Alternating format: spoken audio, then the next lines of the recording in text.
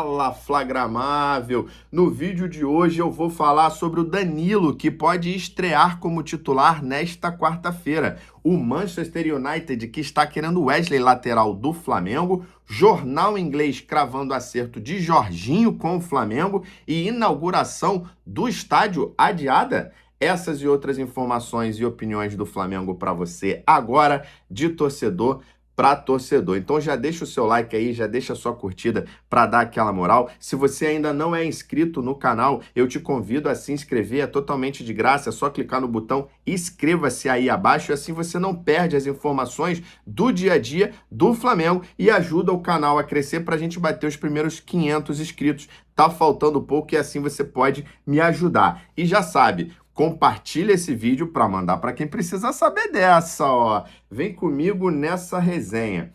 Bom, no vídeo de ontem eu falei um pouco sobre a programação do Flamengo, que estava cheia de treinos. No treino aberto da manhã da terça-feira, foram vistos muitas mudanças aí, né? Em campo, principalmente. Alguns colegas que fizeram a cobertura desse treino, foi aberto à imprensa e também ao torcedor. Alguns titulares fizeram um trabalho físico, mas um trabalho físico muito curto. Léo Pereira, Michel e De La Cruz, por exemplo, eles não treinaram, né? Eles não foram a campo, fizeram um trabalho interno. Já o Wesley, o Pulgar e o Plata, eles deixaram o treino mais cedo, assim como o Gerson, né? Que jogou no sacrifício no domingo contra o Botafogo, teve que tomar a injeção, mas nada para se preocupar, porque não foi lesão nenhum deles. Na verdade, foi todo um trabalho, um planejamento, né? Um trabalho chamado de controle de cargas para prevenir lesões. A gente sabe que o ano vai ser muito longo. E lembrando que o Flamengo jogou com um campo muito encharcado, muito pesado. Isso fez com que os jogadores se desgastassem um pouco além do normal, né? E também temos que lembrar que sábado tem clássico contra o Fluminense, então o Flamengo precisa se preparar para esses jogos. Lembrando que o Fluminense foi o único time que venceu o Felipe Luiz nessa curta carreira dele como treinador, né? O time, então, treinou de manhã e logo em seguida, à tarde, eles viajaram para Uberlândia, onde eles vão jogar nessa quarta-feira, às 19 horas, contra a Portuguesa. Com relação a esse time, já deu para entender um pouco qual vai ser a escalação, porque logo em seguida o Flamengo divulgou uma lista dos relacionados para esse jogo, ou seja, jogadores que viajaram com a delegação, e os titulares não viajaram. Então, os jogadores que entraram em campo contra o Botafogo, eles não participaram dessa viagem, apenas o Arrascaeta e o Luiz Araújo que estão presentes, né? Então, teremos um time aí muito parecido com o time que entrou em campo contra o Sampaio Corrêa, com muitos jovens e alguns reservas. E devemos ter a estreia do Danilo, o Danilo que vai jogar como zagueiro. Porém, muita gente se perguntando se ele poderia estrear como lateral direito. Por quê? Porque, infelizmente, o Flamengo também lançou uma nota de pesar pela morte da mãe do Varela. Dessa forma, ele foi liberado para o velório da mãe, que vai acontecer no Uruguai, e ele seria titular desse time, porque ele é o reserva imediato do Wesley. Mas o Wesley também não viajou. Então, dessa forma, muita gente pensando que o Danilo poderia estrear na lateral direita, a gente não sabe ainda, mas é muito provável que ele jogue como zagueiro e o Daniel Sales que jogue na lateral. Aliás, esse garoto entrou contra o Sampaio Corrêa, estava no jogo no Maracanã, ele entrou muito bem, espero ver dessa forma. Fica aqui o nosso lamento aí pela perda da mãe do Varela, esse momento realmente muito difícil, ninguém quer passar por isso, imagino como está a cabeça do jogador. O Luiz Araújo deve entrar no lugar do Alcaraz, que foi o titular nessa partida contra o Sampaio Corrêa. A dúvida fica entre Arrascaeta e o Matheus Gonçalves, porque, na verdade, o Matheus, ele jogou como titular nesse jogo, mas o Arrascaeta ainda está tentando melhorar a forma física. Então, a única dúvida fica aí quem começa no meio-campo como titular. Essa aqui, ó, é a lista dos relacionados para essa partida. Lembrando que o Flamengo é o quinto colocado com 10 pontos, está fora da zona de classificação com 1 ponto a menos que o Maricá. Então, muito importante que o Flamengo volte de Uberlândia com essa vitória, para aí não ficar dependendo apenas dos jogos nos clássicos, fazer esses pontos aí. Depois do treino dessa manhã, tivemos uma coletiva com o Bruno Henrique e o Arrascaeta, né? Eles foram homenageados, receberam uma camisa especial com o número 14, referente ao recorde que eles bateram de 14 títulos, o título que era antes deles mesmo, né? Do Gabigol, do Júnior e do Zico, e agora eles ultrapassaram. O BH falou um pouco sobre desejar que esse número subisse, porque é um grupo que, desde que ele chegou, é um grupo que nunca está satisfeito. Então ele espera que esse número suba cada vez mais até o fim do seu contrato. O Arrascaeta já falou que foi muito difícil conquistar isso tudo, não foi fácil, apesar de ter sido rápido, né? Aí, desde 2019, teoricamente um pouco mais rápido do que outros jogadores, mas não foi nada fácil. E que esse legado não deixa só em campo, mas fora dele, principalmente com as crianças. É aquilo que eu venho falando aqui. É a camisa 10 fazendo efeito na Arrascaeta com um discurso um pouco mais de ídolo, né? É o que a gente espera dele, gosto muito de ver isso. Falando um pouco sobre o mercado da bola do Flamengo. Segundo o jornal inglês The Mirror, o Jorginho teria assinado um pré-contrato com o Flamengo. Essa informação foi dada pelo Rudy Galletti no Team Talk, falando sobre o Arsenal, né? Que apesar de não ser um jogador titular no Arsenal, né? Ele é visto pelo técnico Arteta como uma peça importante. Hoje os titulares são o Odegaard, o Declan Rice, o Partey, mas o Jorginho entra sempre e ajuda muito o time, principalmente com a questão da experiência. Lembrando que o Arsenal é o vice-líder da Premier League e já está classificado para as oitavas de final da Champions League, né? O Flamengo ainda não divulgou, porque como se trata de um pré-contrato, geralmente os clubes não divulgam, né? Porque ele continua sendo jogador do Arsenal, continua jogando. Então, para não causar nenhum tipo de conflito com o clube e com os torcedores rivais, geralmente não se divulga pré-contrato, mas parece que o Flamengo já teria assinado. Bom, é esperar para ver se vai haver algum furo, senão a gente só vai ficar sabendo de fato no meio do ano. Falando um pouco de Wesley, a notícia que chega é de que o Manchester United vai fazer uma proposta oficial por ele, sabendo ainda que ele vai ser vendido apenas no meio do ano, provavelmente o Manchester vai tentar antecipar isso, né? Essa informação é do jornalista Pablo Rafael, e ele diz que o Manchester vai iniciar um processo de renovação no time e que o Wesley é um dos jogadores que tem como prioridade aí na próxima janela de transferência. Vai lembrar que o Flamengo vai vender esse jogador, o Flamengo quer e precisa vender. O Felipe Luiz já vem falando isso, falando até em algumas coletivas. Claramente que no meio do ano ele vai escolher o clube onde ele vai jogar, né, que vai perder esse jogador. O Flamengo já conta com isso, mas obviamente o Flamengo quer ganhar muita grana, né, em cima do jogador. O jogador também merece isso, dizem também sobre Barcelona e Real Madrid, ainda não tem nada oficial. O Flamengo rejeitou uma última proposta na casa dos 25 milhões de euros, né, mais de 150 milhões de reais.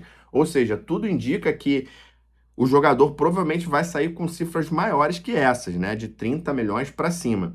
Vale lembrar que o Flamengo disputa o Mundial, então provavelmente ele vai se valorizar mais ainda, né, na disputa desse Mundial, e ele vai ser convocado para a seleção brasileira. O Dorival Júnior estava no jogo contra o Botafogo, ele vem se destacando, jogou bem esse jogo, então assim, é uma questão natural ele ser convocado e aí começar a valer mais do que ele vale atualmente. Eu, particularmente, torço muito pelo jogador. Claro que ele vai fazer falta, mas acho que ele merece. E o Flamengo vai ganhar um bom dinheiro com relação a isso, né? O jogador me parece merecer isso, né? Merecer, inclusive, um mercado melhor do que o mercado russo mesmo. Gostei muito dele não ter ficado revoltado na época que não conseguiu ser vendido para o Atalanta, porque isso mostrou muito profissionalismo dele. Ele entendeu, não se revoltou, continuou dando a volta por cima, jogando cada vez mais. Acho que ele merece essa transferência. Com certeza o Flamengo vendendo vai ser a transferência mais cara da história do futebol brasileiro para um lateral direito, né? Falando um pouco aqui sobre a questão do estádio, o Lauro Jardim, jornalista do Globo, afirmou que o BAP quer adiar a inauguração do estádio. Ele fala que o Rodolfo Landim tinha marcado a data para dia 15 de novembro de 2029, mas que o atual presidente do Flamengo quer adiar para o dia 20 de janeiro de 2031, ou seja, um ano e um mês e pouquinho depois, né? Para ele, né, para o BAP, a ideia é que a reta final do Brasileiro não é o melhor momento para inaugurar o estádio, que no início da temporada é melhor, que o Flamengo poderia, inclusive, vender o amistoso contra um time maior, por exemplo, como o Barcelona ou Real Madrid, seria mais fácil do que fazer isso em novembro. O jornalista afirma, inclusive, que na prefeitura se dá-se como certo que o BAP não só quer adiar, como quer arranjar pretextos para não erguer o estádio. É a velha briga política que a gente vê acontecendo no Flamengo há muito tempo, porque o BAP não quer, né, nos parece isso, que o Landim seja o cara que vai ficar com o nome marcado na história como sendo o cara que conseguiu, de fato, mexer com esse sonho do torcedor. Por isso eu acho muito delicado. Eu acho que o Flamengo tem que ter o seu estádio, mas tem que ser com calma, para não se endividar como o Corinthians fez, para não meter os pés pelas mãos, para fazer um estádio seguro para sua torcida. Tem que pensar nisso tudo, né? Inclusive, peço a sua opinião aqui, deixa a sua opinião nos comentários sobre o que você pensa sobre essa possibilidade de adiar a inauguração do estádio do Flamengo. Finalizando o nosso vídeo aqui, falando um pouco sobre o Ninho, né? O acidente que nós tivemos lá. O Flamengo, enfim, chegou a um acordo com a última família das vítimas do Ninho, a família do Christian Smério. E, inclusive, a família divulgou uma nota, né, falando que o Flamengo mudou a postura, né, adotou uma postura mais empática e consciente. Isso também era uma crítica à antiga diretoria do Flamengo. Os advogados representantes da família emitiram essa nota elogiando a mudança de postura do clube, né? A gente sabe que agora é o BAP que tá lá. Vou ler rapidamente aqui para vocês, vou botar na tela também, e fala o seguinte, ó: o Flamengo entende que não há dinheiro no mundo que possa aplacar a dor da perda de um filho ou de um irmão, mas continuar litigando, consideradas as circunstâncias do caso concreto, poderia impor ainda maior sofrimento à família, o que não é o desejo do clube. Desta forma, terminar o processo e permitir à família a compensação financeira, mediante a celebração do acordo, era a prioridade máxima da atual administração do Flamengo. Lembrando aí que o Flamengo tem aí a sua forma de lidar com essa situação, mas nós, torcedores, também, né? A torcida do Flamengo canta todo minuto 10 nos jogos, né? Como uma música, como uma forma de luto pelos jogadores, né? Para nunca cair no esquecimento. Lá no CT, né? O Flamengo inaugurou uma capela ecumênica também, onde todo dia 8 tem uma missa, né? Em homenagem aos garotos do Ninho. Em 2024 foi lançado, né, ano passado, foi lançado um livro, Longe do Ninho, da Daniela Arbex também. Então, assim, a forma como a gente tem para lembrar desses garotos, a gente faz a nossa parte, né? Apesar de ninguém até hoje ter sido punido criminalmente, pelo menos essa parte financeira chegou ao fim. Uma última informação aqui é que o Rogério Maia, que é um preparador de goleiros, que era o preparador de goleiros do Flamengo, ele está indo para o Santos. Então, nesse momento, o Thiago Heller assume a preparação dos goleiros do Flamengo. Thiago Heller, que é irmão do Fabiano Heller, né? Não sei se você lembra dele. Bom, isso não é uma notícia muito importante, mas ela, de uma certa forma, ela traz um problema à tona, que é o problema do Flamengo perder profissionais para outros clubes. E isso acontece por conta da valorização salarial desses profissionais. O Flamengo precisa ver isso, essa direção precisa resolver esse problema. Isso não é uma coisa que acontece isoladamente, isso vem acontecendo. Não adianta o Flamengo ter uma estrutura muito boa, ter excelentes jogadores, se não tem profissionais que cuidam desses atletas, né? A gente já perdeu aí em outros tempos treinadores, pessoal do scout também. Então o Flamengo não pode dar esse mole, porque um clube grande também é feito dessa galera do staff. É isso, Flagramável. Se você gostou desse vídeo, deixa o seu like aí, comenta o que você achou dessas informações e opiniões. Se você ainda não segue a gente, eu te convido a me seguir para você não perder outras informações do dia a dia do Flamengo, com muita informação e opinião. E não deixa de compartilhar para aquele flamenguista raiz que gosta dessa resenha de torcedor para torcedor. Nos vemos no próximo vídeo, esperamos que com uma vitória do Flamengo sobre a Portuguesa. Abraço!